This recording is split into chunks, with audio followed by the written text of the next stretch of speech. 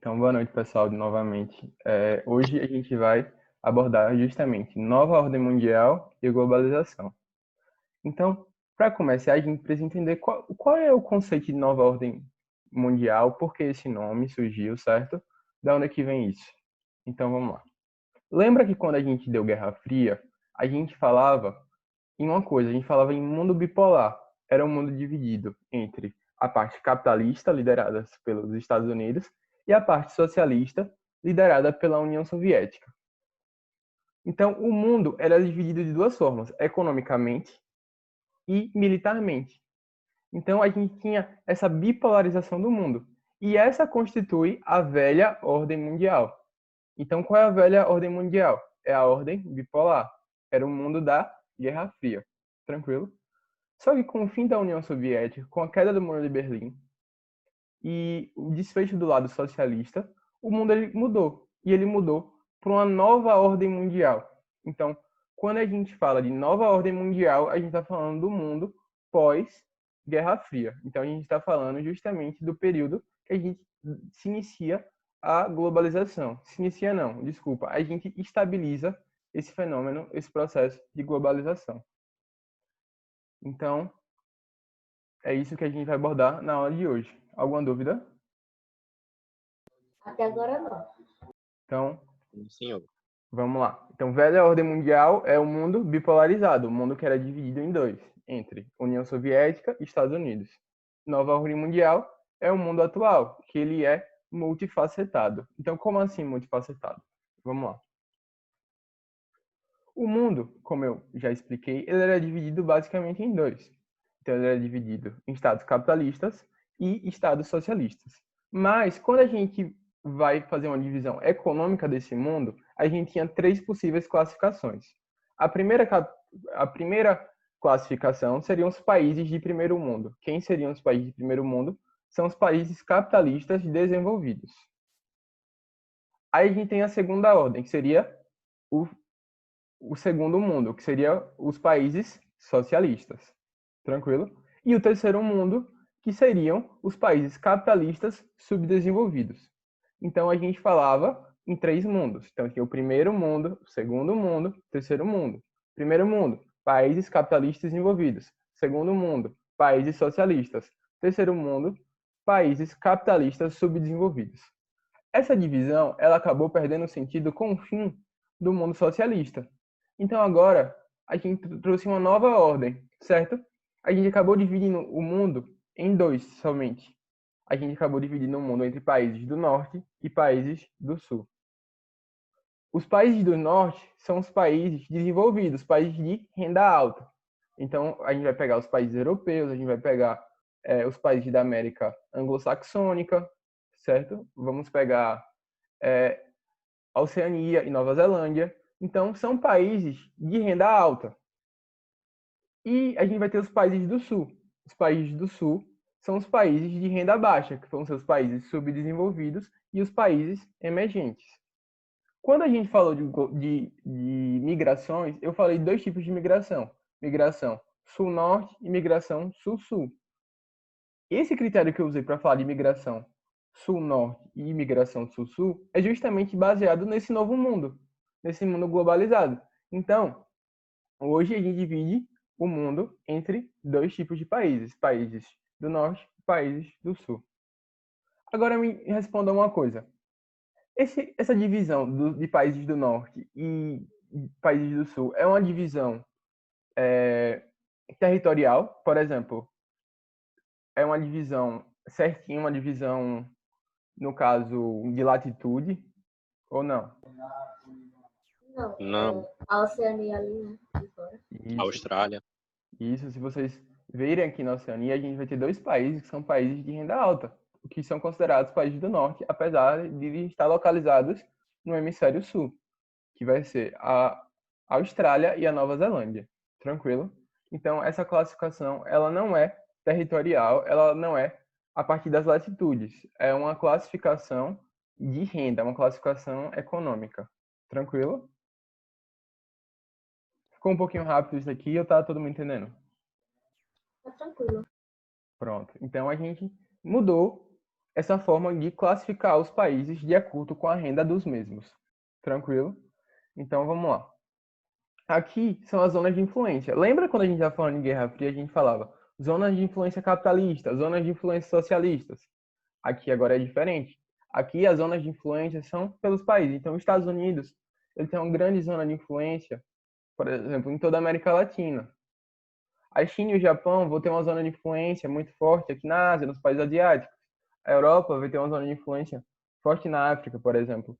Então, as áreas de influências, ela deixou de ser dividida entre influência capitalista e socialista e começou a ser dividida pelos países. Então, mais uma característica aí. Outra coisa que eu queria frisar era que a gente, na velha ordem mundial, a gente tinha uma ordem bipolar, certo? Hoje, a gente tem uma ordem multipolar. O que seria a ordem multipolar? Então, economicamente, diferentes países exercem influências econômicas em outros países. Então, a gente tem os Estados Unidos, que é muito forte economicamente. A gente tem a seção da China, que acabou ficando também muito forte economicamente. A gente tem países europeus, como a Alemanha e o Reino Unido, que são muito fortes economicamente. A gente tem a Austrália, que é um país que também tem uma zona de influência dentro daquela região da Oceania. Então, o mundo que ele era bipolar, ele virou multipolar quando a gente pega o critério o quê? O critério econômico, certo? Mas, ao mesmo tempo, esse mundo ele virou unipolar quando a gente pega o critério militar. Então, os Estados Unidos é o país que ele acaba uniformizando não, é o país que ele acaba individualizando essa ordem militar, porque o seu poderio é tão grande que nenhum outro país ele consegue concorrer de maneira muito direta com o mesmo. Então, os investimentos militares nos Estados Unidos são tão fortes que a gente fala que hoje a gente tem uma ordem unipolar no campo militar. Tranquilo? Então, vamos fazer uma recapitulação aqui e entender melhor isso daqui. Então, a gente tem duas faces, certo? A gente tem a face econômica, que a gente fala em uma ordem multipolar. E a gente tem a face militar, que a gente fala em uma ordem unipolar. Tranquilo? Conseguiram entender certinho? Entendi. Qualquer coisa podem falar, viu? Certo. Não se preocupem, não. Então, vamos lá. Então, até agora tudo bem? Sim. Pronto. Então, vamos para essa.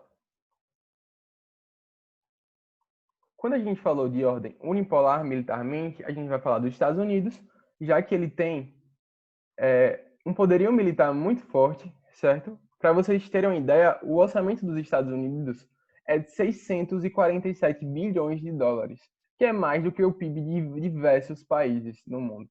E isso é o que eles gastam somente com orçamento militar.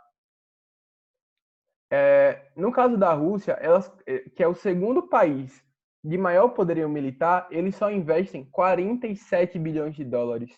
Ou seja, é menos de 10% do investimento dos Estados Unidos. É quase 7% dos investimentos dos Estados Unidos, mostrando justamente essa unipolarização do poderio militar.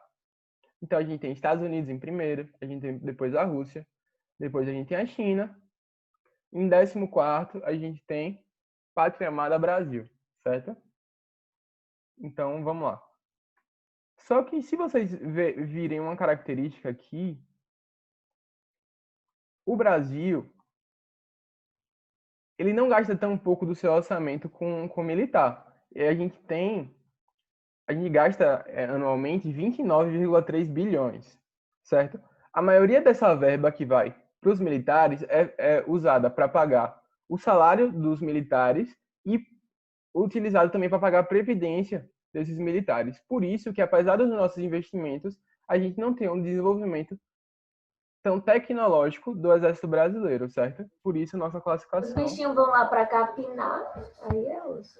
A gente tem essa piada que quando você faz o alistamento militar, né, tal, você vai entrar, então você está toda na expectativa lá, passa por um processo seletivo, você faz prova de resistência, faz prova escrita para tentar entrar, né? Aí quando você entra, você vai capinar, limpar banheiro, esses trabalhos manuais, que eu acho que não tem muita coisa a ver com o exército, mas é isso.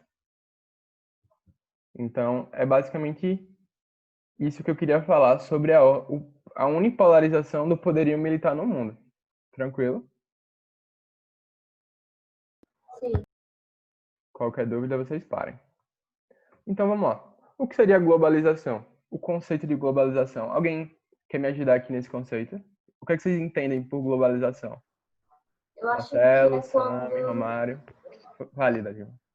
Acho que é quando não há muito limite em questão de informação, de proximidade, não física, né? Mas nesse sentido aí mais tecnológico entre países, entre todo mundo, né? Sim, então, o que é que Dádiva falou? Falou basicamente de uma integração, né? De um desenvolvimento tecnológico que causou uma maior integração no mundo. Então, alguém quer complementar o que ela colocou aqui?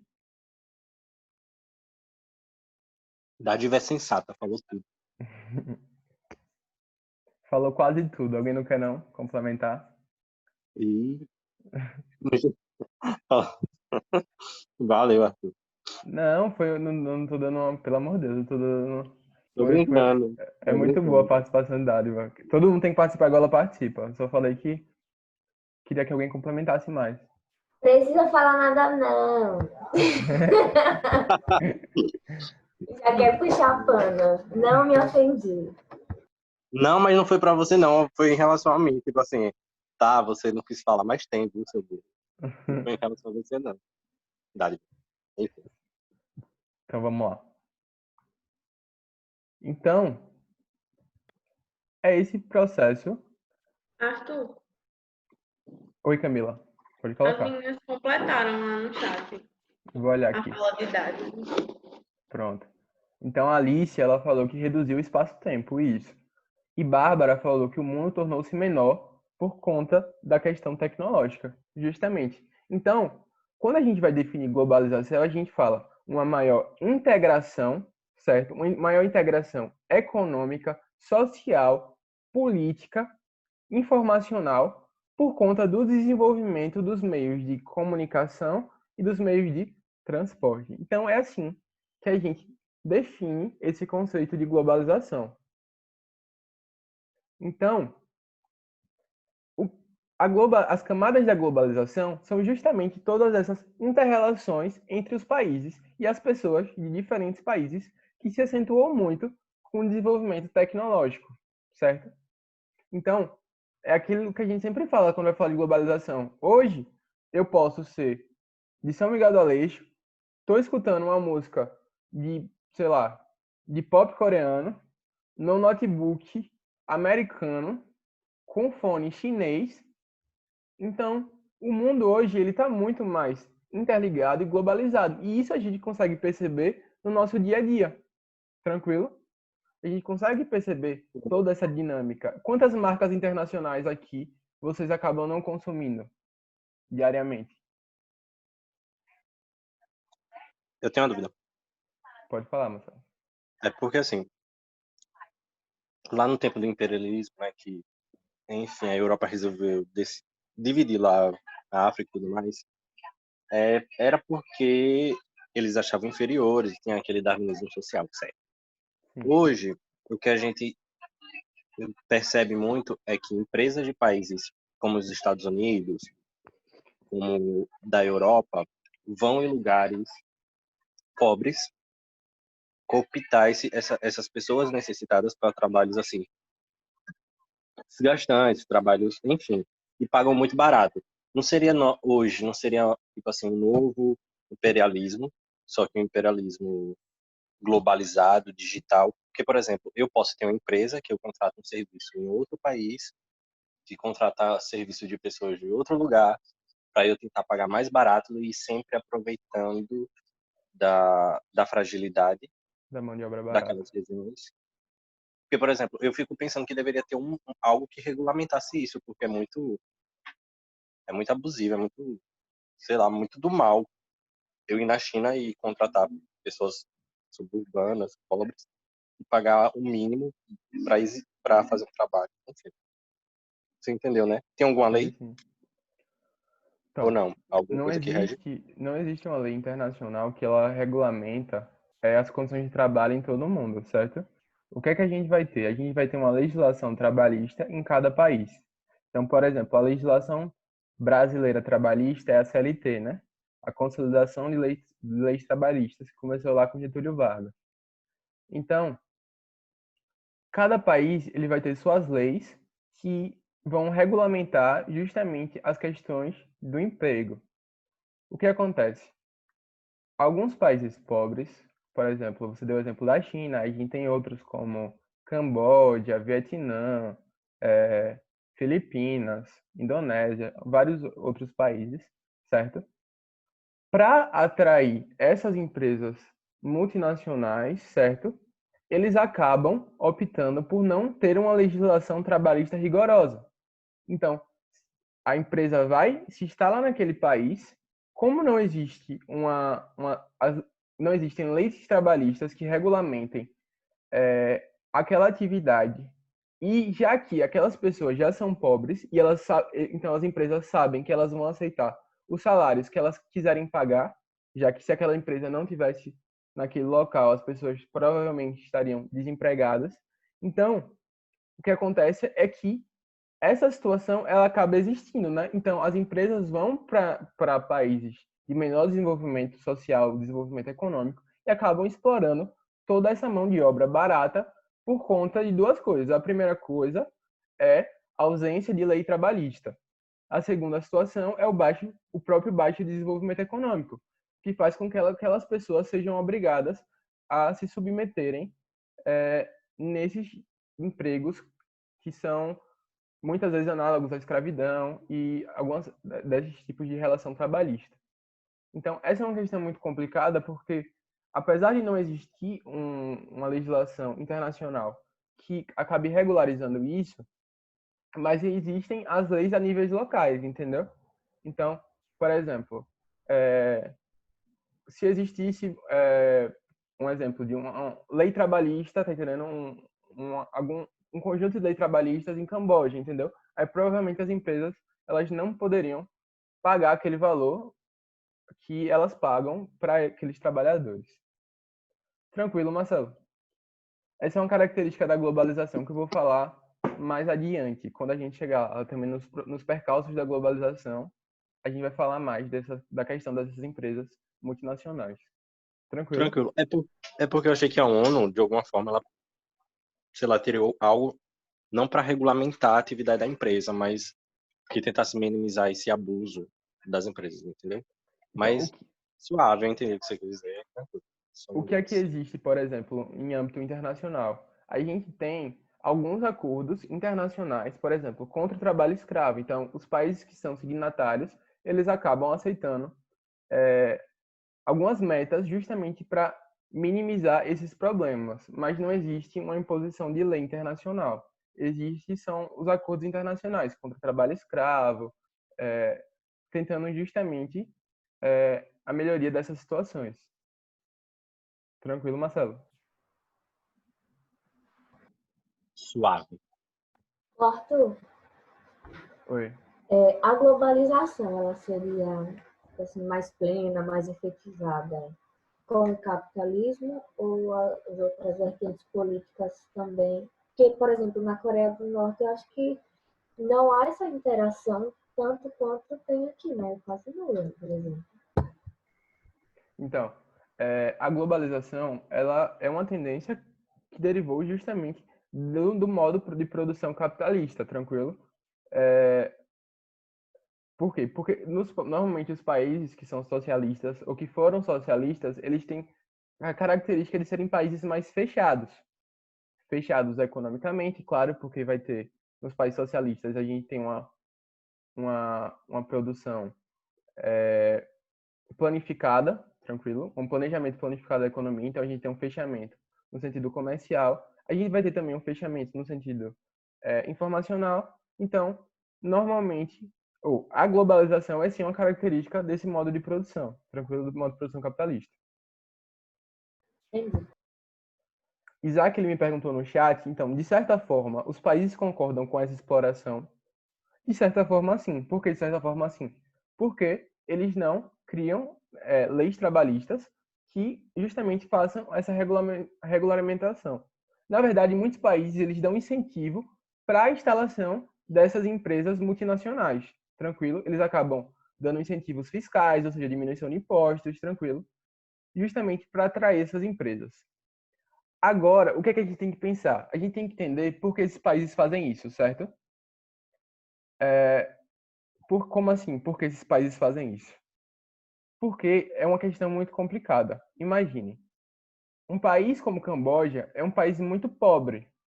Então, um país muito pobre, que normalmente não tem emprego, que as pessoas não têm renda, então eles acabam se submetendo à exploração dessas multinacionais em troca de um mínimo desenvolvimento econômico. Tranquilo? É aquela história, tipo, se eu não tenho nada, é melhor ter alguma coisa que não ter. Já que se eu colocar uma lei mais dura aqui, as empresas não vão vir para cá. Então, é uma questão muito complicada porque a pobreza, a falta de desenvolvimento econômico desse país acabam obrigando que eles acabem tomando esses determinados tipos de medida. Tranquilo? Então, os países acabam concordando justamente por conta da necessidade, já que é um país, já seria um país pobre. Tranquilo?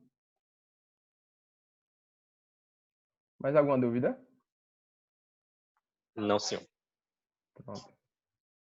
Então aqui, por exemplo, essa foto retrata muito bem todas essas marcas e toda esse marketing em cima do consumo das empresas multinacionais.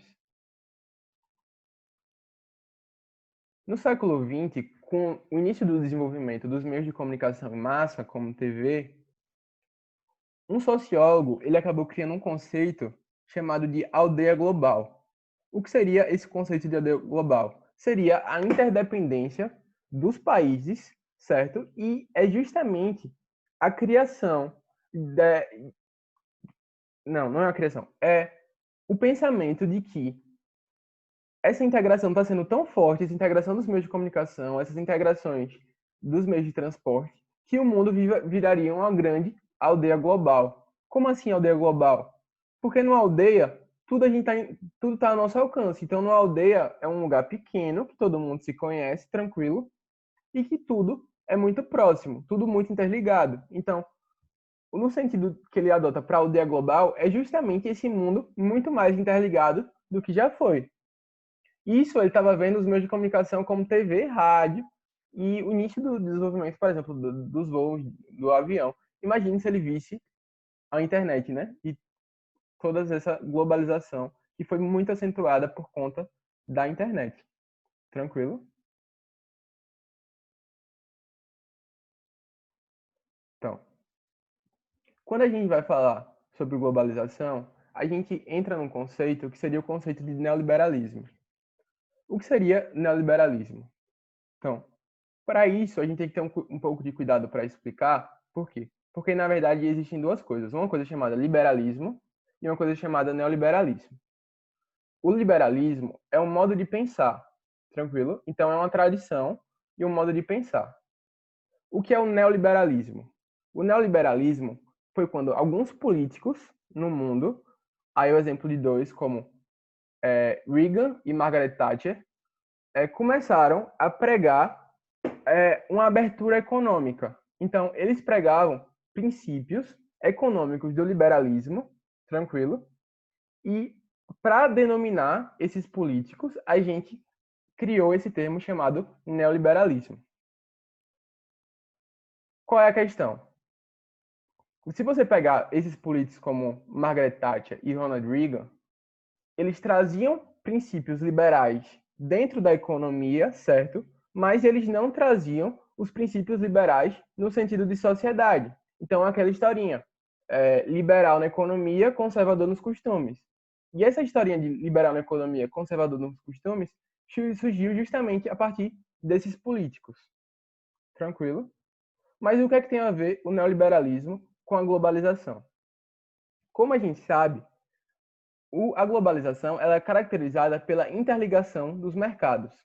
Então, uma característica da globalização é a diminuição das barreiras comerciais e o aumento do comércio internacional. Tranquilo? E esse é um princípio neoliberal ou um princípio liberal. Tranquilo? Então, por conta dessa característica, é que a gente fala que na globalização, certo? Que a gente quer criar justamente essa integração comercial, a gente aplica princípios do neoliberalismo. Tranquilo? Então, a gente fala em essência da similaridade entre os princípios neoliberais e dos princípios de integração comercial dentro do processo de globalização. Então, vamos lá. Qual é a questão? Os defensores dessa prática do liberalismo, eles acreditam que a diminuição do tamanho do Estado, a desburocratização, aumentaria a eficiência do país, trazendo um desenvolvimento econômico e, consequentemente, um desenvolvimento social. Os críticos a essa teoria econômica, eles acreditam que o neoliberalismo ele acaba acentuando as desigualdades e criando mais pobreza. Tranquilo? Então, essa justamente é a crítica aos princípios do neoliberalismo e também, no caso, os argumentos dos indivíduos que acabam defendendo essa teoria política. Tranquilo? Então, quando a gente for pensar em qual seria a relação do neoliberalismo com a globalização, é justamente a maior abertura comercial, a diminuição das barreiras comerciais. Tranquilo? Dúvida? Não, senhor. Não. Não. Então, com os avanços tecnológicos, deixa eu ver se no chat, não, tranquilo, ok. Então, com os avanços tecnológicos, a gente criou uma rede de comunicação e transporte mais eficiente e mais integrada. Então, a gente diminuiu as distâncias entre os locais do mundo. Então, por exemplo, a gente consegue comprar produtos de diferentes países hoje de uma maneira muito mais fácil. A gente tem uma comunicação muito mais rápida e uma comunicação muito mais efetiva. Só para vocês perceberem, quando o presidente Lincoln nos Estados Unidos ele levou um tiro, a notícia demorou 9 dias para chegar dos Estados Unidos até a Europa. Isso, tranquilo, lá no século XIX. Já em 1900, por exemplo, na crise de 2008, quando teve quando a gente teve a queda da bolsa de valores em 2008 com a crise dos Estados Unidos, essa crise ela foi instantaneamente sentida em todas as bolsas do mundo. Por quê? Porque hoje a gente tem uma interligação econômica, uma interligação comunicacional muito maior. Por exemplo, o Covid. A gente acompanhou o Covid surgindo desde o início até o estágio que a gente está hoje. Então, lá, quando começou essa doença lá em Wuhan, a gente já tinha notícia no mundo inteiro. Justamente, isso mostra como o mundo está cada vez mais conectado. E a internet veio justamente e conseguiu conectar ainda mais esse mundo. Qual é a questão? A partir do mundo conectado, o mundo está cada vez mais interdependente. Lembre que a gente falou de diminuição das barreiras comerciais. Se a gente está falando de diminuição das barreiras comerciais, a gente está dizendo que os países passaram a importar e exportar mais produtos. Então, a gente ficou muito mais dependente dos outros países. Por exemplo, quando a gente teve toda essa crise do Covid, os países eles começaram a ir atrás de comprar respiradores e de comprar testes. A grande massa onde isso era produzido era na China. Então, o mundo todo ele começou a querer comprar os produtos chineses. Então, a gente tinha uma independência dos produtos da importação desses insumos chineses. Tranquilo? Então, essa é uma característica muito forte da globalização, que é a interdependência. Então, se acontece alguma merda lá na China e a gente para de exportar carne, se a gente para de exportar commodities para a China, a gente vai ter um prejuízo muito grande econômico, sentido no país inteiro. Por quê? Porque como a gente tem um grande fluxo comercial, a gente acaba ficando dependente dos outros países. Isso é uma característica da globalização. Então, os países com a globalização, eles ficaram cada vez mais dependentes uns dos outros. Tranquilo? Arthur, Oi, Camila. quando fala, um exemplo, na modernização dos transportes, como na imagem, né, que fala mais do aéreo e do hidroviário, então os outros, com os avanços e com essa diminuição, né, do mundo, os outros entraram mais em defasagem em relação a Esses modais. essa troca entre lugares que são mais distantes. E esses dois meio que ficaram mais no topo, como se fosse no auge, né, na verdade. Eu entendi o que você quis dizer. Então, justamente com essa maior integração do mundo, a gente precisou de transportes que são mais utilizados para longas distâncias. Por exemplo, se a gente quiser exportar um produto para os Estados Unidos, a gente não vai mandar esse produto de caminhão, por exemplo, porque seria muito difícil, seria quase impossível a gente levar muitos produtos para os Estados Unidos de caminhão. Então, a gente aumentou também o uso desses modais, como modal aéreo e modal hidroviário, que são modais justamente mais relacionados a longas distâncias. Então, a gente teve uma acentuação do uso desses dois tipos de modais. Tranquilo, Camila? Certinho, obrigada. Pronto. Então, aqui mostra justamente essa diminuição do tamanho do mundo. A gente tem um desenvolvimento tecnológico, né? Que a gente tem um celular em 1995, a gente tem um celular em 2018, mostrando justamente essa velocidade com que as coisas estão mudando, com essa velocidade que a tecnologia está se desenvolvendo. Hoje em dia tem inteligência artificial, aprendizado de máquina, muita coisa que a gente não tinha há anos atrás. Isso é uma característica também do processo de globalização. As mídias sociais que interligam o mundo inteiro, né? Então, Facebook, LinkedIn, Twitter, YouTube, fizeram justamente essa maior interligação, essa diminuição das distâncias. E uma característica muito importante é a utilização desses meios de comunicação para acentuar movimentos políticos, acentuação de movimentos sociais. Então, por exemplo, a gente teve um fenômeno chamado de Primavera Árabe. O que foi a Primavera Árabe? Nos países do Oriente Médio, a gente tinha ditaduras que perduravam por muito tempo. Até hoje a gente ainda tem, por exemplo, a Arábia Saudita continua com um rei lá que é um rei ditador. Então, durante todo esse momento, as pessoas começaram a marcar manifestações por meio da internet. E essas manifestações acabavam criando um grande movimento que levou à derrubada de diversos ditadores dentro do Oriente Médio, mostrando o grande poder de mobilização dessas redes, tranquilo? Como essa interligação, por conta das redes sociais, acabou influenciando na política.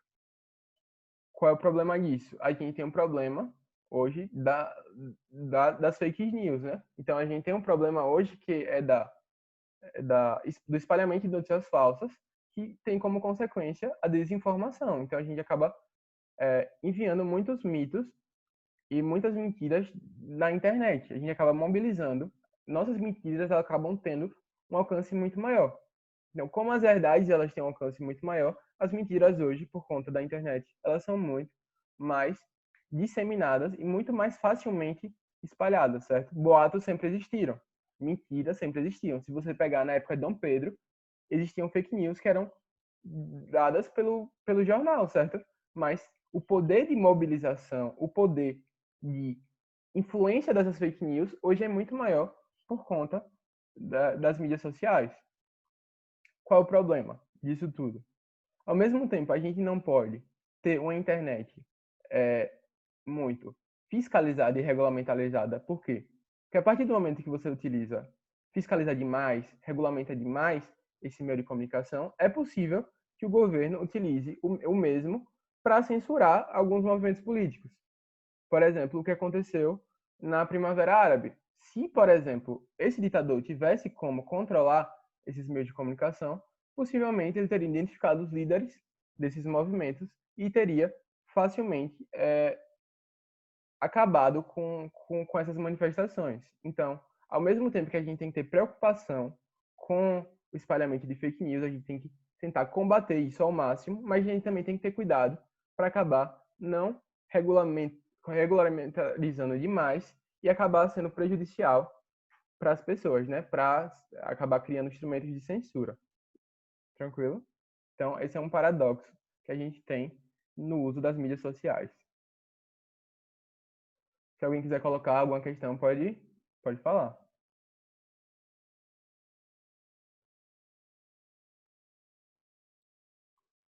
E a gente chega nas críticas ao processo de globalização. A primeira crítica é uma crítica que ele afirma que o processo de globalização ele aumenta as desigualdades regionais.